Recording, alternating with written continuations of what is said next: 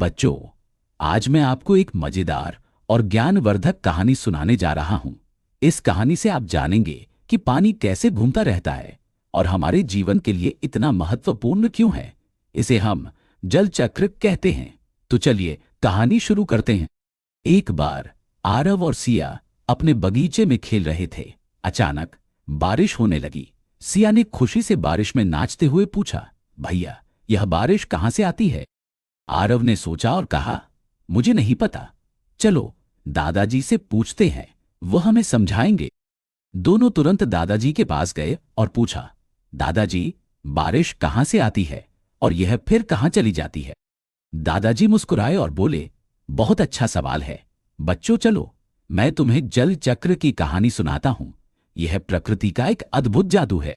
दादाजी ने कहा, जल चक्र की शुरुआत वाष्पीकरण से होती है। जब सूरज चमकता है तो उसकी गर्मी नदियों, तालाबों, झीलों और समुद्रों के पानी को गर्म कर देती है। गर्मी से पानी भाप में बदल जाता है और ऊपर हवा में उड़ने लगता है। इसे वाष्पीकरण कहते हैं। यह ऐसा है जैसे पानी गायब हो रहा हो, लेकिन वह वास्तव में भाप बनकर ऊपर जा रहा होता है। बेटा, सोचो, जब तुम चाय बनाते हो, चाय गर्म होने पर उसमें से भाप निकलती है ना? ठीक वैसे ही सूरज की गर्मी से पानी भाप बनकर ऊपर उड़ जाता है। यह भाप हवा में अदृश्य रूप में घूमती रहती है। दादाजी ने आगे कहा, अब यह भाप हवा में ऊपर जाती है, लेकिन जैसे जैसे यह ऊपर चढ़ती है वहां का तापमान ठंडा हो जाता है। ठंडी हवा में पानी की भाप ठंडी होकर छोटे छोटे पानी की बूंदों में बदल जाती है। ये बूंदें आपस में मिलकर बादल बनाती हैं। इसे संघनन कहते हैं। सोचो, जब तुम फ्रिज से ठंडी पानी की बोतल निकालते हो तो उसकी सतह पर छोटे छोटे पानी के कण जमा हो जाते हैं। ऐसा इसलिए होता है क्योंकि गर्म हवा की नमी ठंडी बोतल पर जम जाती है। इसी तरह भाप ठंडी होकर बादल बना देती है। दादाजी ने कहा, जब बादल बहुत भारी हो जाते हैं और उनमें ज्यादा पानी इकट्ठा हो जाता है तो वे इस पानी को धरती पर गिरा देते हैं। इसे वर्षा कहते हैं। यह बारिश, बर्फ या ओलों के रूप में हो सकती है। वर्षा से ही धरती को पानी मिलता है, जिससे नदियां, तालाब और झीलें भरती हैं।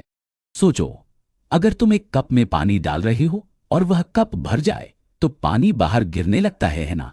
है ना? ठीक उसी तरह जब बादल बहुत ज्यादा भारी हो जाते हैं तो वह बारिश के रूप में गिरने लगते हैं। दादाजी ने कहा, अब जब बारिश होती है तो पानी जमीन पर बहने लगता है।